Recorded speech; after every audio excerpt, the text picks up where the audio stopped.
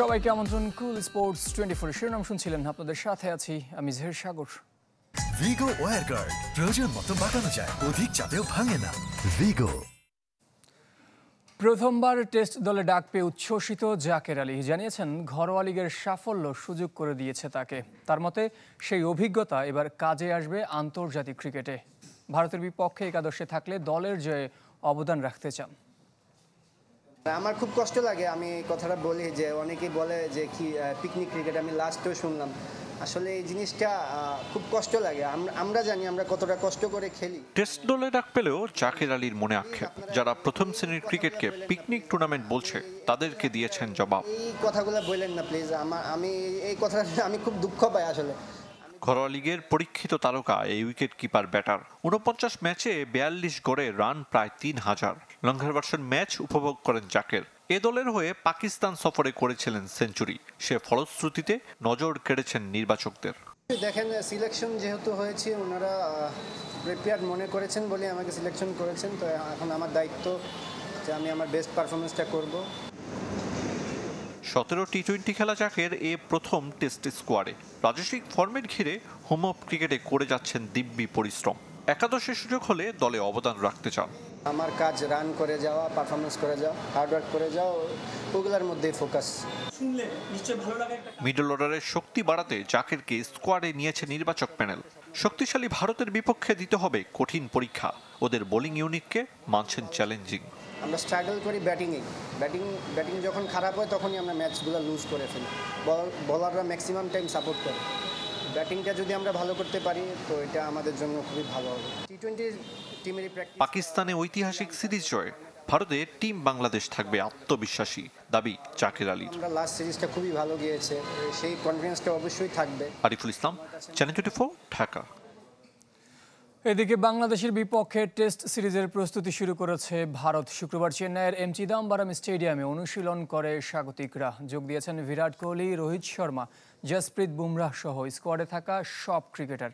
হালকা ওয়ার্ম আপের পর ফিটনেস নিয়ে কাজ করে টিম ইন্ডিয়া। 19 সেপ্টেম্বর থেকে 2 ম্যাচ সিরিজের প্রথম টেস্ট শুরু হবে। এবার জানাবো নারী এই দলের শ্রীলঙ্কা সফরের খবর। দ্বিতীয় টি-20তে জিতল বাংলাদেশ। শ্রীলঙ্কাকে হারিয়েছে 104 রানে। কলম্বোতে টস হেরে ব্যাট করতে নামে বাংলাদেশ। সাথী রানীর হাফ সেঞ্চুরিতে 6 উইকেটে 164 রান করে টিম টাইগ্রেস। 40 বলে সর্বোচ্চ 50 রান করেন সাথী।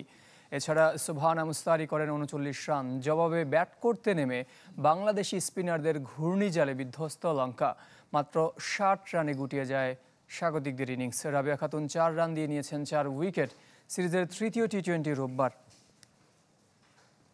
এই যে আমার ব্যাংক আরএফএল গ্যাস স্টোভ, এর সায়েন্টিফিক নজল আর ব্রাশ বার্নার তাপকে সমানভাবে ছড়িয়ে খরচ বাঁচায় 25%। আরএফএল গ্যাস স্টোভ নিরাপদ ও গ্যাস সাশ্রয়ী। পঞ্চম দিনেও মাঠে গড়ায়নি আফগানিস্তান নিউজিল্যান্ডের মধ্যকার একমাত্র টেস্ট। কোনো বল না খেলেই পরিত্যক্ত হলো ম্যাচ। ভারতের নয়ডাতে প্রথমবার মুখোমুখি হওয়ার অপেক্ষায় থাকা দুদল সামিল হলো হতাশার রেকর্ডে। 26 বছর পর যা প্রথমবার। আর 147 বছরের লাল বলের ইতিহাসে এমন ঘটনা অষ্টমবার। শেষ দিনের আশাটুকুও শেষ। কোনো বল মাঠে না গড়িয়েই সমাপ্তি ঘটল আফগানিস্তান নিউজিল্যান্ডের মধ্যকার একমাত্র টেস্ট। 147 বছরের টেস্ট ইতিহাসে অষ্টমবারের মতো কোনো বল না খেলেই শেষ হলো ম্যাচ। উপমহাদেশে যা জেহের সাগর, channel 24। Legend of AIPS Asia award পেলেন ক্রীড়া জগৎ পত্রিকার সম্পাদক দুলাল মাহমুদ। শুক্রবার সন্ধ্যায় কাঠমান্ডুতে AIPS এশিয়ার কংগ্রেসে তাকে বিশেষ সম্মান দেওয়া হয়। দুলাল মাহমুদের হাতে পুরস্কার তুলে দেন AIPS এর সহ সভাপতি ইয়ন দারাজ। দীর্ঘ ক্রীড়া সাংবাদিকতায় অসামান্য অবদানের জন্য এই পুরস্কার পেলেন বাংলাদেশ ক্রীড়া লেখক সমিতির সাবেক সভাপতি। ফিরে এলাম কুল স্পোর্টস 24-এ।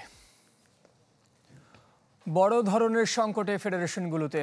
কোনোটিতে সভাপতি পদ শূন্য, কোনোটিতে সভাপতি সাধারণ সম্পাদক থেকেও নেই। বিভিন্ন আসর আয়োজন কিংবা বিদেশে অংশগ্রহণের ক্ষেত্রে পড়তে হচ্ছে সিদ্ধান্তহীনতায়। শেষ পর্যন্ত বেশিরভাগই হাতছাড়া হচ্ছে। পৃষ্ঠপোষকরাও সাড়া দিচ্ছেন না। সব কিছুর প্রধান ভুক্তভোগী ক্রীড়াবিদরা। শিগগির খেলা মাঠে গড়ানোর পরিবেশ চান সংগঠকরা। ছুটির দিন বঙ্গবন্ধু স্টেডিয়াম কমপ্লেক্স সাধারণত শুনশান থাকে, তবে বর্তমান পরিস্থিতিতে দুইটি ফেডারেশন ছাড়া পুরো ক্রীড়াঙ্গনের নীরব। প্রশাসনিক সংস্কার চলমান, এছাড়া রাজনৈতিক পট পরিবর্তনের পর পৃষ্ঠপোষকরাও সাড়া দিচ্ছেন না। কার্যক্রমের কথা বলতে গেলে এটা বাস্তবতা যে একটু স্থবির আমরা কার্যক্রমের মধ্যে, যেহেতু আমাদের সভাপতি আপাতত নাই। পুরো ফেডারেশন ভাঙলে কেউ থাকলে না থাকলে এটা কোনো বিষয় না, যতক্ষণ থাকবো ততক্ষণ আমরা কাজটা করে যেতে চাই, সেই জন্য আমরা সরকারের সহায়তা চাই। তো এখন সভাপতি না থাকাতে আমরা শুনছি যে এরও কমিটি করে দিবে, যেই কমিটি হোক, মানে আমরা তো সবসময় শুটিংয়ের স্বার্থে কাজ করি, এখানে তো এটা নন পলিটিক্যাল অর্গানাইজেশন।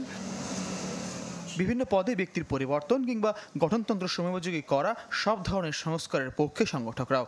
তবে বর্তমানে যারা আছেন তাদের অবদান এবং আগামীতে যারা শীর্ষ পদে আসতে যাচ্ছেন তাদেরও ভালোভাবে যাচাইয়ের অনুরোধ তাদের। দীর্ঘদিন যাবৎ আপনি ফেডারেশনে আছেন, কোনো কাজ করছেন না, কিংবা আপনি ফেডারেশনের সাথে সম্পৃক্ত হয়েছেন, কোনো রকম ফেডারেশনকে সহযোগিতা করছেন না, সেই ধরনের লোকদেরকে সরিয়ে দেওয়াটাই আমি মনে করি উত্তম।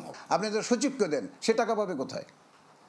যদি ভালো ব্যবসায়ীকে ফেডারেশনগুলির সভাপতি দেয়, সে নিজে এবং অন্যের থেকে টাকা জোগাড় করে ফেডারেশনগুলোর সহায়তা করতে পারবে।